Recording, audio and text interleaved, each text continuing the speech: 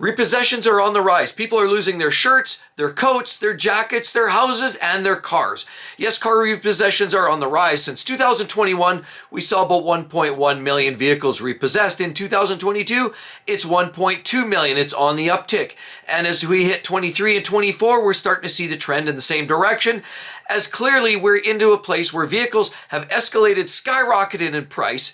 Interest rates are on the rise. People are struggling to make a decision whether they eat or whether they keep their car. And in many cases, they're deciding to go delinquent and let their car go to the repossessor, or essentially the man in the black trench coat is coming to get the car if you're not able to hold up your loan terms and keep the payments flowing. You could be in a world of hurt. And now the trend is there because obviously people are struggling. Cost of living is at an all-time high, and life in general is getting much more expensive. Car ownership is becoming much more costly. Since 2019, the overall consumer debt for automotive industry was about $1.3 trillion. And now here we are in 2024, and we're sitting with a consumer debt of about $1.6 trillion, clearly up and on the rise. Now you have to know nobody wins in a situation with repossessions.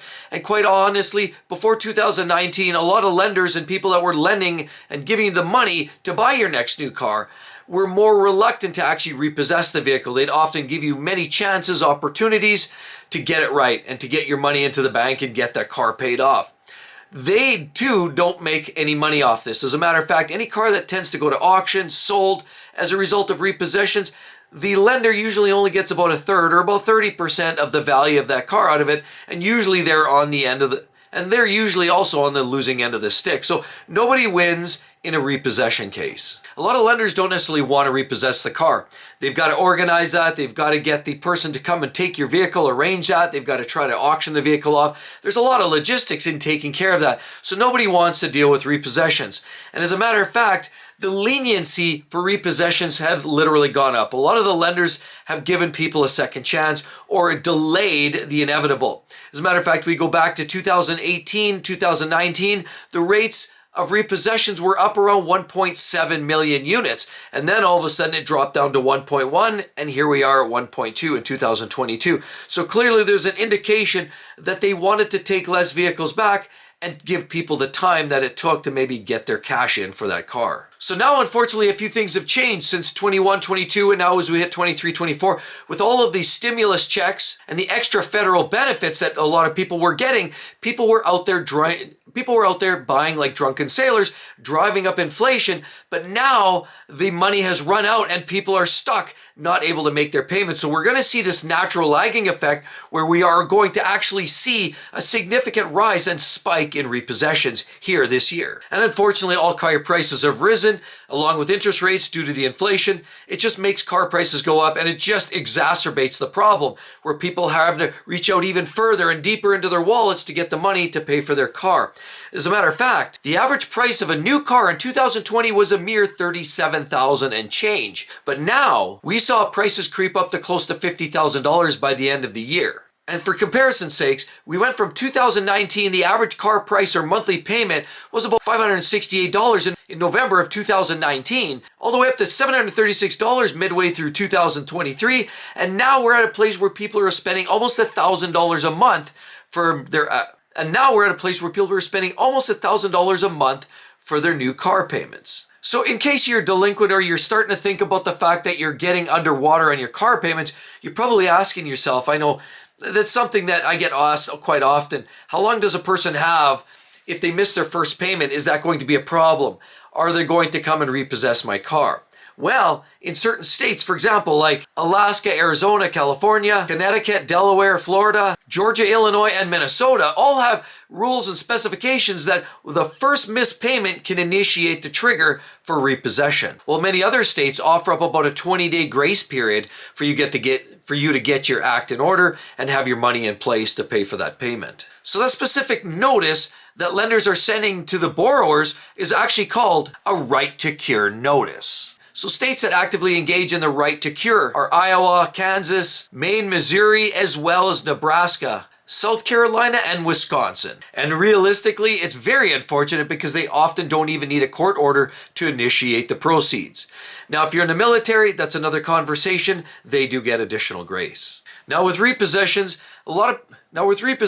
believe it or not, there's some lenders that actually install these shutoff switches so that they can literally shut off at the flip of a switch if you're not making your payments. As well, Ford tried to patent, they were proceeding with the patent of a system that automatically drove your autonomous vehicle away from your home, or at least out onto the street so it could be safely towed away, or to drove to the nearest compound lot. Yeah, Ford was actively looking at that patent, but I believe since then they've dropped that. So how does this all work? Unfortunately, if you've been one of those on the wrongful end of this whole system, it can actually work like this. You basically have a car, you miss some payments, you do get a notification in the mail, but what can actually happen, you ignore that notification, the actual repossession can come. They might actually get a third-party towing company to come down and pick up your car. Once that notification's gone out of default, the repossession process can actually initiate. Now, in theory, they say that when they come, the tow truck company comes to pick up your car if you've been repossessed. They're not supposed to come with force. They're not supposed to get angry, and they're not supposed to attack your neighbors or you, and they're not even supposed to break into your garage to pull your vehicle out of there. It all has to be done sort of coordinated, in agreement, and it has to be done very civilly. But at the end of the day, we know how heated sometimes people get, and usually some of the aggressions I've heard have actually been taken by the person that's actually given their car up.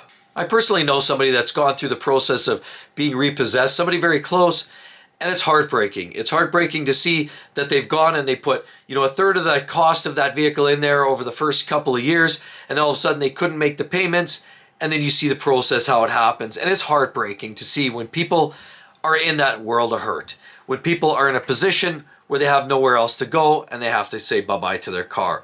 And then they have to change their lifestyle because they don't have the money to buy a new car, and then they have to start adopting taking the bus, riding their bike. And it's a whole life changer when people start getting down that rabbit hole of despair. It's very, very saddening. Honestly, I know people like this, and it's heartbreaking. So there are some key tips that I would suggest. If you are looking at buying a car, don't set yourself up for failure, not at all. What I would suggest is there's a few key tips that I'd suggest you think about if you're buying your car. Don't go over a loan period of 4 years. I'd personally suggest if you can't maintain payments of 3 or 4 years maximum, then honestly, folks, everybody has the right to do whatever they want. It's your money. However, just know that with the cost of living and all the other dollars and the burdens on your life, your house, your food, everything else, that you don't want to have huge car payments. So 3 or 4 years to pay that off in its entirety is truly the target you want to gun for. I'd also strongly advise put down at least 20% of the value of that car. Let's say it's a $50,000 vehicle, put at least $10,000 down on that unit, maybe more if you can. We've talked about this in other videos. It's not just to shrink your monthly payments, but it's also the smaller the monthly payments, the less you're paying back in interest charges. That's really where you're trying to save. Because even if it's a finance rate at 0%, ideally you still want to be in a position where you're controlling your monthly budgeted payments.